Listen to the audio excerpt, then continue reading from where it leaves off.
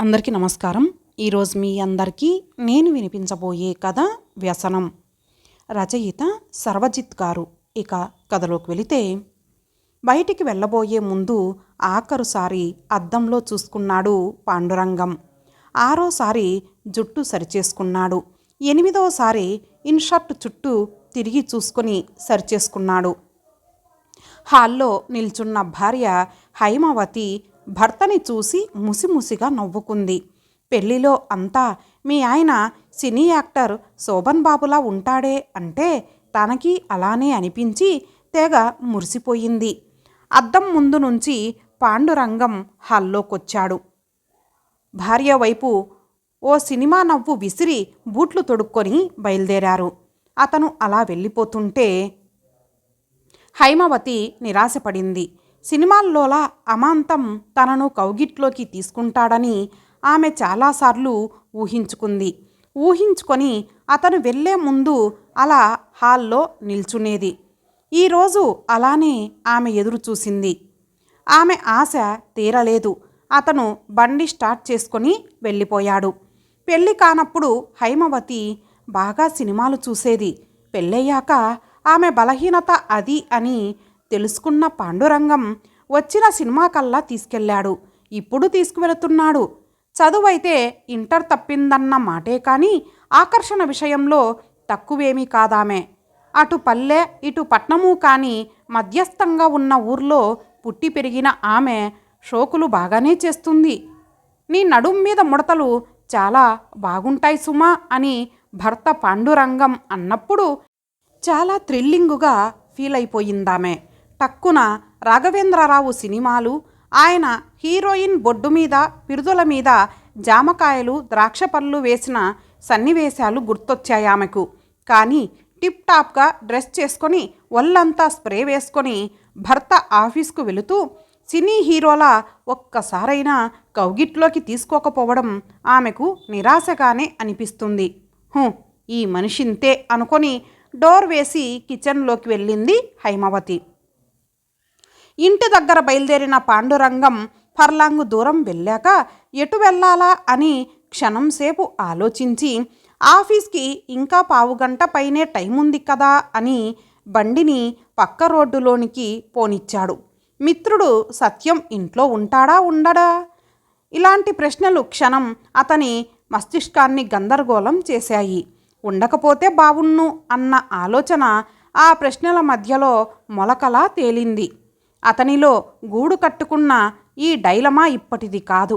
2-3 నెలలుగా సాగుతున్నది. నిజానికి సత్యం ఆ ప్రాంతానికి అద్దెకొచ్చినట్లు తెలిసి తాను అతని ఇంటికి వెళ్ళినప్పటినుంచి. అంతకుముందు సత్యం చాలా దూరంగా ఉండేవాడు. 4 నెలల కిందట ఆ ప్రాంతానికి మకాం మార్చాడు. ఆఫీస్కు దగ్గరగా ఉంటుందని. అది భార్య 6 నెలలుగా పోరు పెట్టాక. సిటీలో అద్దెకు ఉండటం అంటే అద్దెలు ఎక్కువ భరించాలని దూరంగా ఉంటున్నాడు సత్యం. ఇక భార్య పోరు పడలేక మారక తప్పింది కాదు. అలా మకాం మారిన సత్యానికి ఓ రోజు సెంటర్లో పాండురంగం కనిపించాడు. ఎన్నో సంవత్సరాల తర్వాత ఒకరికొకరు కనిపించడం ఇదే. ఇద్దరూ బాల్య స్నేహితులు. దగ్గరికి వెళ్ళి ఆప్యాయంగా పలకరించాడు పాండురంగాన్ని సత్యం. హల్లో, నువ్వా? ఏంటి, ఎక్కడుంటున్నావు? మామూలుగానే పలకరించాడు. సత్యాన్ని గుర్తుపట్టి పాండురంగం చాన్నాళ్లకు కనిపించాడన్న ఉత్సాహం కానీ సంతోషం కానీ లేదు ఆ పలకరింపులో.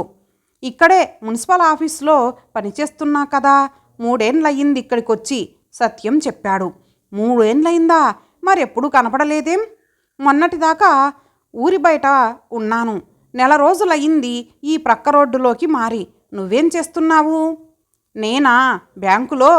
ఇంకేంటి విశేషాలు? ఏమున్నాయి? ఓ సండే మా ఇంటికి రా.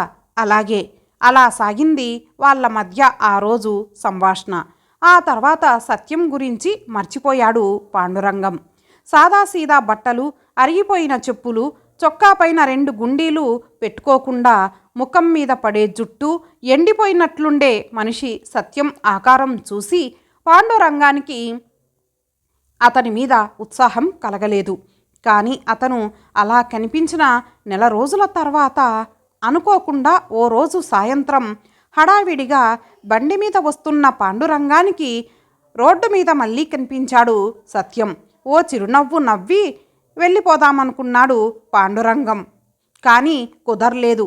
ఇంచుమించు బండికి అడ్డం పడ్డట్లు హలో హలో అంటూ పలకరించాడు సత్యం. ఇక బ్రేకు వెయ్యక తప్పలేదు పాండురంగానికి. ఏమిటి, మా ఇంటి ముందు నుంచి వెళుతూ కూడా ఆగలేదు?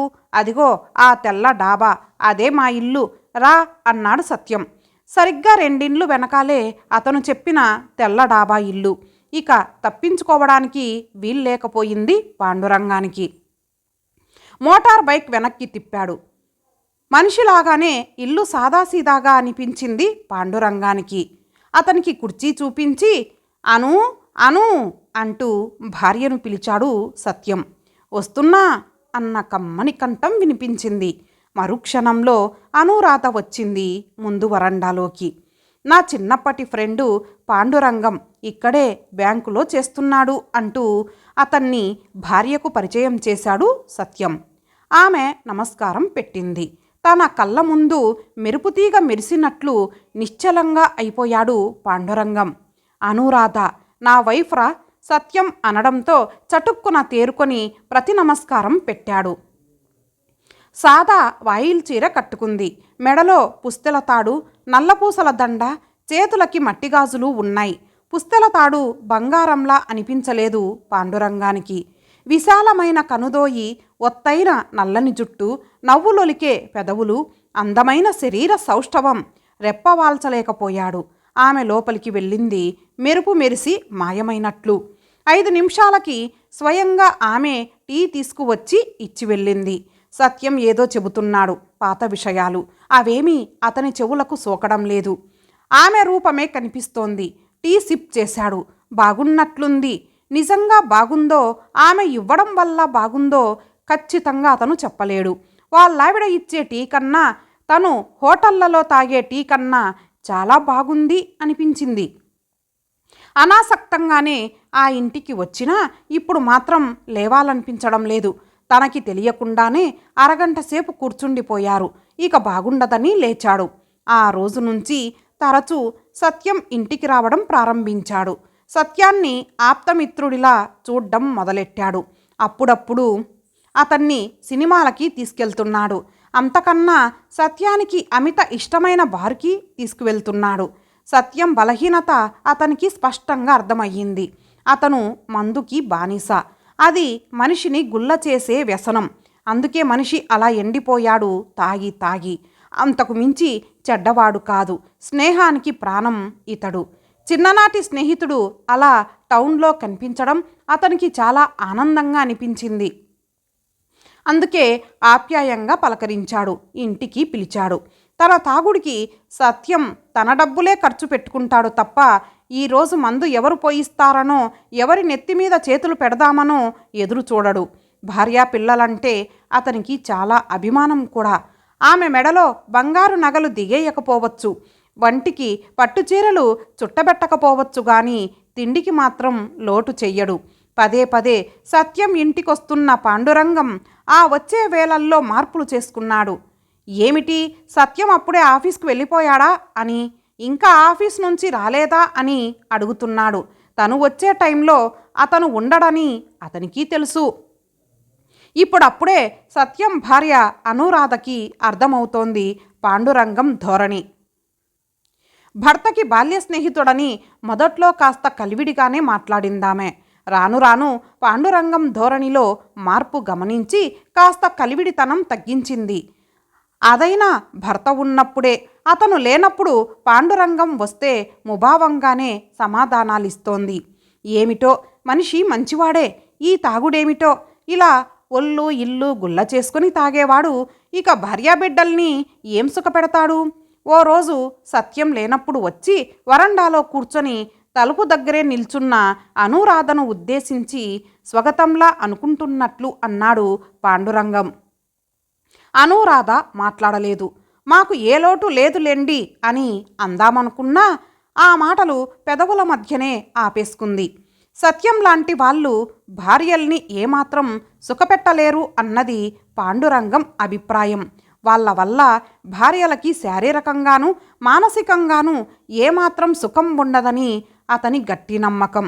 ఇలాంటి కుటుంబాల్లో ఆడవాళ్ళు, అందున మధ్యతరగతి ఇంకాస్త కింది తరగతి కుటుంబాల ఆడవాళ్ళు తేలిగ్గా ఇతరుల వలలో పడిపోతారని అతని ప్రగాఢ విశ్వాసం. దానికి తోడు అనురాధ వంపు సొంపులు అతన్ని మరీ గిలిగింతలు పెట్టేస్తున్నాయి. ఓ రోజు యాపిల్స్ తెచ్చాడు పిల్లలకని, మరోసారి స్వీట్స్ తెచ్చాడు పిల్లలకనే. పాండురంగం మంచివాడని, చిన్నప్పుడు తామిద్దరూ చాలా సన్నిహితంగా ఉండేవాళ్ళమని అప్పుడప్పుడు భార్యకి చెబుతూనే ఉన్నాడు సత్యం. భర్త అభిప్రాయాన్ని మార్చాలని ఆమె అనుకోలేదు. అతనిలో ఆ ఒక్క వ్యసనమే లేకపోతే సత్యం నిజంగా శ్రీరామచంద్రుడే. ఆ సంగతి ఆమెకు బాగా తెలుసు.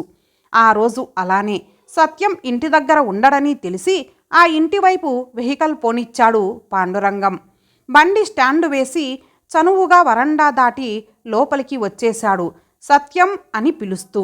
పిల్లలు కాన్వెంట్కి, భర్త ఆఫీస్కి వెళ్ళిపోవడంతో ఉదయం నుంచి పనితో హైరాణ పడిన అనురాధ రిలాక్స్గా మంచం మీద కూర్చుంది. పాండురంగం మాట విని లేద్దామనుకుంటూ ఉండగా అతనే సరాసరి లోపలికొచ్చేశాడు. అతనితో పాటు గుమగుమలు వచ్చాయి గదిలోకి. ఆయన ఆఫీస్కు వెళ్ళారు అంది మంచం మీద నుంచి లేస్తూ. అప్పుడే? కూర్చో కూర్చో, నాకు అటు వెళ్ళే పనుంది, బండి మీద డ్రాప్ చేద్దామని వచ్చాను. ఏమిటో కొంపలు మునిగిపోతున్నట్టు హడావిడిగా వెళ్ళిపోతాడు ముష్టి మున్సిపల్ ఉద్యోగానికి. మంచం దగ్గరగా కుర్చీ లాక్కొని కూర్చుంటూ అన్నాడు పాండురంగం. ఆమె ఏమీ మాట్లాడలేదు. కానీ తన భర్త చేస్తున్న ఉద్యోగాన్ని కించపరుస్తూ మాట్లాడడం ఆమెకు నచ్చలేదు. అలాగని అతనితో వాదనకు దిగలేదు. అక్కడ్నుంచి కొంచెం దూరంగా వెళదామన్నా అతను కూర్చున్న కుర్చీ అడ్డంగా ఉంది. ఇక ఎటూ కదల్లేక అలాగే ఉండిపోయింది. ఇదే సమయం అన్నట్లు పాండురంగం మనసు తొందర చేస్తుంది. మంచినీళ్ళు అని అడిగాడు ఏం మాట్లాడాలో తెలియక. ఆమె కొంచెం ముందుకొచ్చి తప్పుకోండి అన్నట్లు ఆగింది. కుర్చీలోంచి లేవకుండానే కుర్చీని కొంచెం జరిపాడు. మరీ రాసుకుంటూ వెళ్ళాలి. ఆమె కదల్లేదు. అతను మళ్ళీ అలానే కుర్చీని జరిపాడు. సాధ్యమైనంత వరకు అతన్ని తగలకుండా వెళ్ళడానికి ప్రయత్నించిందామె. సరిగ్గా ఆ సమయంలోనే ఆమె పిరుదుల మీద చేయి వేశాడు పాండురంగం. విద్యుత్ షాక్ కొట్టినట్లు కంపించిందేమో, చప్పున అటు వెళ్ళిపోయింది. అతని వైపు చూసింది నిర్భావంగా. అతను నవ్వుతున్నాడు. ఆమె మంచినీళ్లు తేవడానికి వెళ్ళలేదు. అక్కడే నిల్చుంది అతని వైపు చూస్తూ. అతని ముఖంలో అదే నవ్వు. అందుకోసమే వచ్చేటట్టయితే ఇంకెప్పుడు ఈ ఇంటి ఛాయలకు కూడా రాకండి, చాలా మామూలుగా అన్నదామె. అతని ముఖంలో నవ్వు మాయమైంది. నా భర్త ఒక తాగుబోతని, నేను తేలిగ్గా లొంగిపోతానని అనుకుంటున్నారేమో.